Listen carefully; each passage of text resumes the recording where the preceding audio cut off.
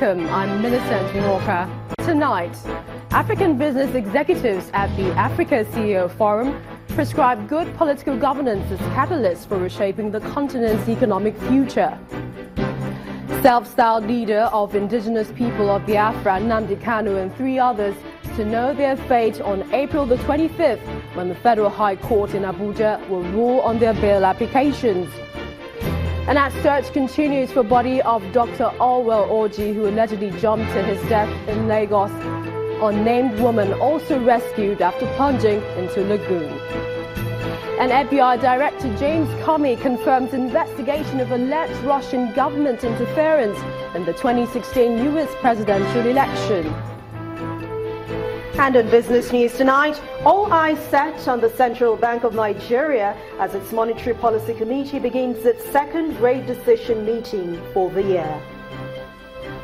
On sports news tonight, Ghanaian referee Joseph Lamptey gets life ban from FIFA for match manipulation.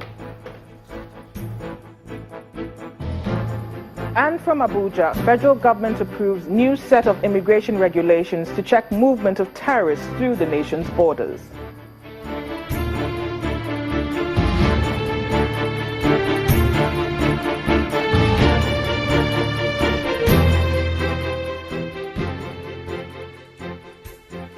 We begin tonight from Geneva, the Swiss capital, where over 40 chief executives from across Africa are gathered with global investors seeking ways to shape the continent's new economic future.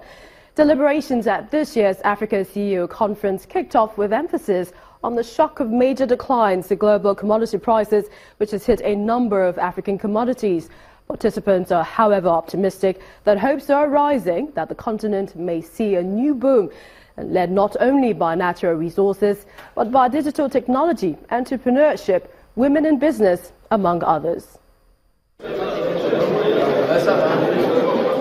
Hundreds of African delegates comprising business executives, government officials and global investors gather each year at the Africa CEO Forum to digest the past, present and future of doing business on the continent of 54 countries.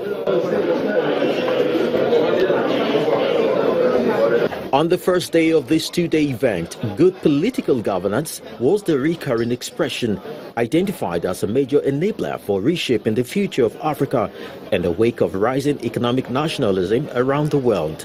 For Africa, what it should be is not economic nationalism, but economic continentalism. So it's got to be putting Africa first. I think what's not going to work is if individual countries come out and they say, I'm going to put Ghana first, or I'm going to put Mozambique first, because a lot of the countries are quite small. We need to cooperate to create our markets, to build up the infrastructure, the regional trade hubs, all of those things. For business executives at this forum, they say there are lessons to be learned by African leaders within the context of the recent burst of prices of natural resources and the prospect of a new round of commodity boom.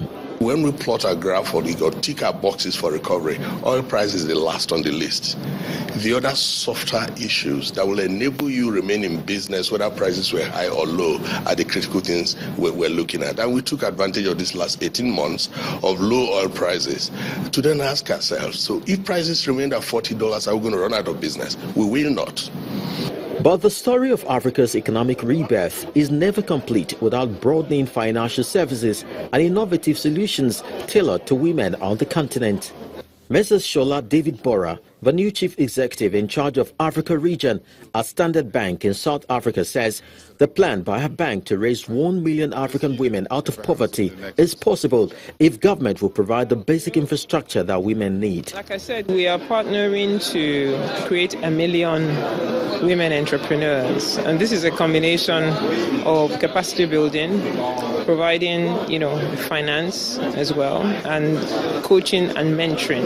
This round of meetings, discussions and deal-making in Geneva, Switzerland is yet another indication that Africa and its partners around the world are not giving up in seeking answers and solutions to the continent's existing challenges, even as new ones are emerging alongside the opportunities.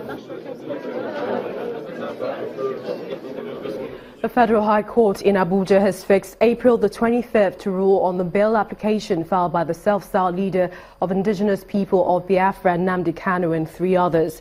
Mr. Kanu and his co-accused filed an application asking the court to grant them bail in the most liberal terms as their continuous detention has affected their health.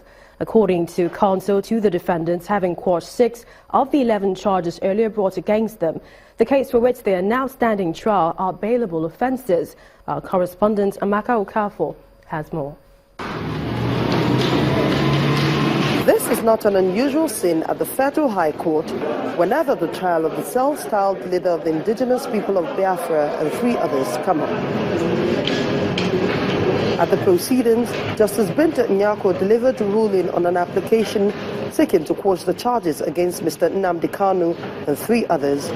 In one of the counts dismissed, Justice Nyako said claims by the prosecution that the defendants were researching how to make improvised explosive devices cannot hold water because there is no proof that they were doing it. On another count concerning allegations of belonging to an illegal organization, Justice Nyako also ruled that nothing was placed before the court to indicate that it is an illegal organization. On the charge of importing radio transmission equipment, Justice Nyako says the prosecution did not furnish the court with any proof to suggest that the importation was illegal. She, however, retained 5 other counts of treasonable felony, terrorism, and possession of arms. Following her ruling, the defendants were rearraigned on the remaining 5 charges for which they entered a not guilty plea. 11-count charge preferred against the first to 4th defendants. And this morning the court delivered ruling on it, and the court struck out count 3, 5, 7, 9, 10, and 11. 6 charges. Yeah, 6 counts out of 11-count charge. So 5 still stands now. So, and in view of by virtue of section 217 of the ACJI, the defendants were asked to take fresh plea to the counts or third charge. That has been done. And it also presupposes, by virtue of that section of the law, that the entire proceedings will start afresh. And you have heard me when I made a representation before the court that being the ruling delivered on application for second trial should also be revisited. And as they left the court premises, their supporters enthusiastically showed solidarity. Amaka Okafor, Channels Television News. And just a day after Dr. Orji took that plunge into the Lagos Lagoon, a similar incident has been recorded also in Lagos after a middle-aged woman reportedly jumped into the lagoon in the Mazamaza area of the state. The woman was, however, rescued following the timely intervention of local fishermen and divers in the area. According to eyewitnesses, the woman had walked casually to the Mazamaza Bridge in the Mile 2 area, and to the shock of the people around, she took a dive into the lagoon, but the fishermen dived in after her and rescued her. The woman, dressed in a blouse and trousers, was earlier seen walking aimlessly, and when she got to the middle of the bridge, she climbed the rail and jumped. Although the identity of the woman is yet to be ascertained, it was gathered that she was rushed to a nearby hospital by her rescuers. And it's day 2 of the search for the body of a man identified as Dr. Olwell Orji, who allegedly jumped off the 3rd Mainland Bridge Sunday evening. Officials of the Lagos State Emergency Management Agency, LASEMA, who have been conducting the search, say their effort has not yielded any result. The general manager of LASEMA, Adesina Timiayu, told Channels Television that the agency will continue the search until the body is found. Dr. Orji, who worked at the Mount Sinai Hospital in Surulere, Lagos State, was said to be on his way to Victoria Island for a meeting with the Medical and Dental Association of Nigeria when the incident happened. The large expanse of the Lagos Lagoon remains still 24 hours after a tragic suicidal incident. Mr. Olwell Orji, a medical doctor, was reported to have jumped off the Adekunle and Adeniji Adele end of the 3rd Mainland Bridge into the lagoon on Sunday evening. According to reports, Dr. Orji had ordered his driver to pull over in order to make a call. Within few minutes of the call, he was seen jumping into the lagoon. Before help could come, he had gone with the high tide. A combined team of the Lagos State Emergency Management Agency, the Lagos Waterways Authority, the Marine Police and local divers have been carrying out intensive search of the body. We've had cases of bodies showing up after 3 days, far from the original spot where it drowned, and that's why our search has been expanded to a large area of the waterways. I don't want to say, yes, we will get the body today, and I don't want to say tomorrow, but if we found it today, all well and good. For us, it is a task for us to get the body, and that's what we are doing. We've been working non-stop with our monitoring team, and not just individually, but even with the community, working with the local divers, working with the fishermen, to ensure that we're able to locate the body wherever it may be on the waterways. This is not the first time such incidents will happen on the Third Mainland Bridge. It happened before, but the one we happened that 2008. What is that? That man's a nephew man. Exactly the place where it still happen. So when the piece finished, impact in my piece finished. From that injured go down. Exactly the thing we happened yesterday. This block of flats, located on number 3 Odunakon Street in Yaba Local Council Development Area, is where the late Orji resided with his family. But his relatives refused to grant our crew access to members of the victim's immediate family. While the search for Dr. Orji's body continues, his driver is also being interrogated by the police for further information on the circumstances surrounding his action. Well, joining us on the news at 10 to discuss the disturbing suicide occurrences is Dr. Funmi Akinola. She's a consultant psychiatrist at the Federal Neuropsychiatric Hospital, Yaba. Many thanks for joining us on the news at 10. Welcome. It's my pleasure. What what could make one intentionally take his or her own life? We'll say that there are many reasons. And number one on the list would be mental illnesses. For example, depression, anxiety disorders, personality disorders, schizophrenia. It could be trauma, like war, assault, sexual, physical assault. We could have chronic illnesses, physical illnesses, terminal illnesses that, this could have emotional impact on the individual. And of course, drug and substance abuse too. Like I said, personality disorders.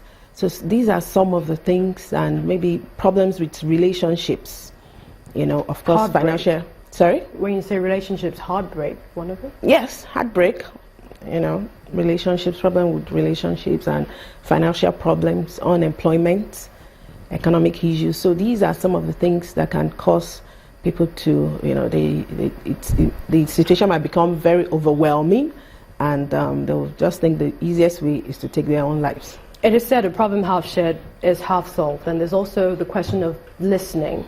Is it possible that there could be a balance to help the situation? How much can governments do? How much can society do? Well, I think the way the government can really come in is to establish hotlines with toll-free lines that people don't have to pay, so they can call in at any point in time when they feel overwhelmed with the pain, somebody to talk to. And like you said, once it's discussed, already 5.5%, 50% solved. So, and they will find out that it's not so overwhelming after all, and they're not the only ones going through that kind of issues. I must ask you, Nigeria is ranked 6th happiest in Africa. Are we really happy? Well, for one, I don't know the indices that we're used to rate to make that percentage, the rating. But I want to believe that Nigerians as a people, over time, we are sort of resilient. We have a lot of coping mechanisms. We've been able to go through so many instances of adverse situations that if we were other countries, the whole country will have broken down. But somehow we'll be able to put together, find coping mechanisms. But it appears as if nowadays, for some, the situation, the stressors are really becoming overwhelming, that some can't really cope anymore, and they'll rather take the way out to, commit suicide. All right, many thanks, Dr. Funmi Akinola. She's a consultant psychiatrist at the Federal Neuropsychiatric Hospital, Yaba. Many thanks for coming on the news. Thank you very much.